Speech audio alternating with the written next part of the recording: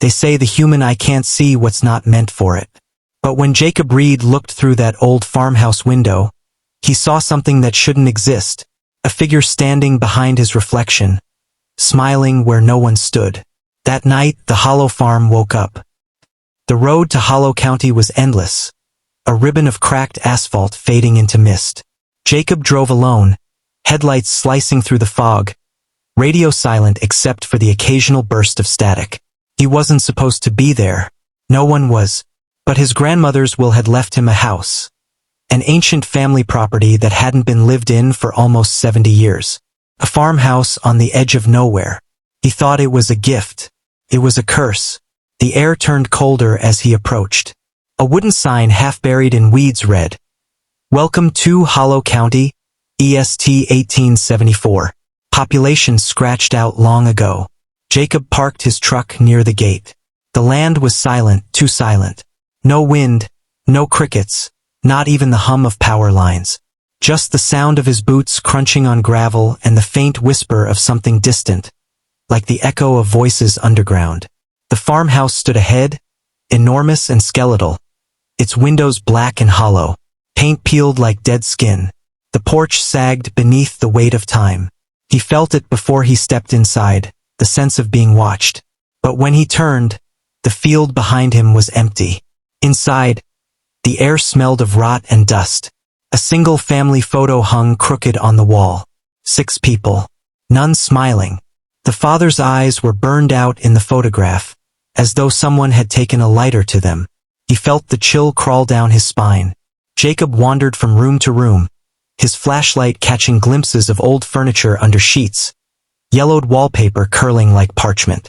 The floorboards groaned with every step, not just beneath his feet, but underneath as though something moved in the spaces below. He found the journal that night. It was under a loose floorboard in the study, bound in dark leather, initials carved into the cover, R. He didn't know who that was, but inside, the pages were filled with words written in frantic ink. The mirror in the hallway is not a mirror. It's a doorway. It shows what you owe. The next line was smudged with something brown. He told himself it was rust. He lied. That night, the lights flickered. Jacob had connected the generator outside, an old one that barely ran. The air pulsed with the low hum of electricity, and for a moment, the house seemed alive. But when he passed by the hallway mirror, he froze.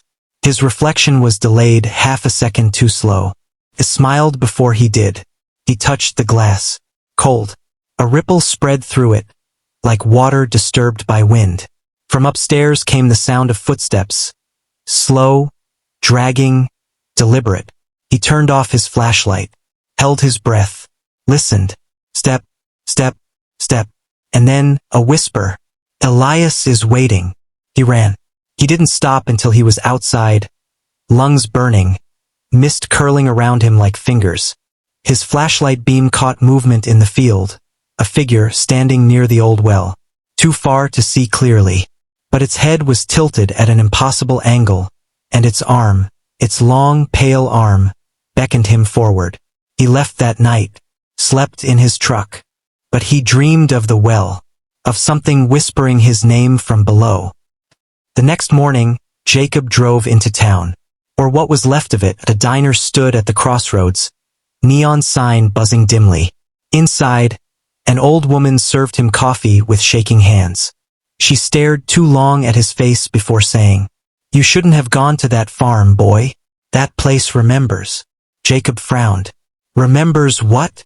She didn't answer directly, just whispered, "They buried Elias Reed in the well. 1892. He never died right." His blood ran cold. "Reed. His family name." The old woman's voice trembled. "Your great-grandfather. He made a deal with something in those fields. Promised a harvest that never failed. Every 7 years it came to collect." She leaned closer. "You were born 7 years ago from the last one. The Hollow don't forget its debts." That night, Jacob went back to the farmhouse. He had to see for himself. Had to know. The mirror in the hallway was waiting, covered now in dust and cobwebs. He looked into it, and saw not his face but 6 figures behind him. The same ones from the family photo. All eyeless. All smiling. He smashed the mirror. The sound echoed like thunder through the walls. But when the shards hit the floor, the reflections didn't disappear. They moved. Each shard showed a different angle of the same figure, crawling toward him from within the glass. Jacob stumbled back. His flashlight flickered, and for a heartbeat he saw it clearly, the face from the well. Pale. Hollow. Its mouth sewn shut with wire. He ran to the basement door, heart hammering. The smell of damp earth filled the air. The door creaked open on its own, stairs descending into blackness. Something down there was breathing, slow, heavy, like the lungs of the house itself. He descended. Each step groaned underfoot. The deeper he went, the colder it became. He reached the bottom and saw the old stone well, half buried in the dirt floor. Chains hung from the ceiling, rusted and still wet. And on the wall, scrawled in blood, "The Reed debt must be paid." Then came the whisper again, right behind his ear. "You woke me." A hand shot from the darkness, grabbing his wrist. Cold, wet, inhuman. He screamed and pulled away. But when he looked down, his arm was smeared with black mud that moved under his skin. The ground trembled. The well began to bubble, the earth splitting open. From the depths rose something vast and skeletal, its body made of rotted wood and flesh, its hollow eyes glowing faintly red. It wore his family's faces. Jacob ran, crashing through the door, up the stairs, out into the night. The house shook behind him, the windows bursting as screams poured out. He didn't look back. He reached his truck, started the engine, and saw in the rearview mirror the farmhouse collapsing in on itself, swallowed by the field. He drove until dawn, never stopped. 3 days later, the police found his truck abandoned at the edge of Hollow County. Engine running, driver's seat empty. On the passenger seat was a single item, the Reed family photo, now with one more face added. Jacob's eyes burned out. But the farmhouse wasn't gone. A week later, travelers passing through reported seeing a light in the fields again. A figure in the window, sometimes two, sometimes more.